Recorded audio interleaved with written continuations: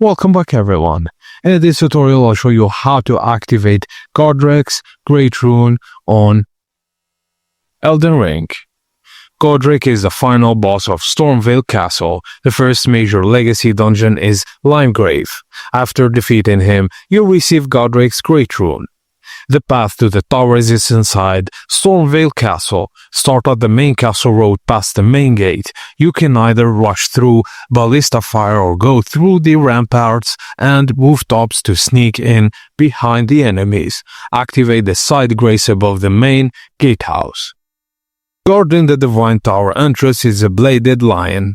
To defeat it, use a shield, avoid punching, fast bites, or close swipes. Fighting it on the staircase nearby can make its attacks miss more often. Now enter the door to the lion guarded and follow the path to the long bridge. 3 mechanical giants guard it. Use them against each other. Position yourself between them so the ranged giant hits the melee ones. Target their ankles after they miss an attack. Now, take the teleporter at the end of the bridge to reach the Divine Tower of Limegrave. You must have Godrick'S Rune to unlock the door. Inside, take the elevator to the top and activate the Site of Grace and interact with the Rune Arc at the top to activate Godrick'S Great Rune.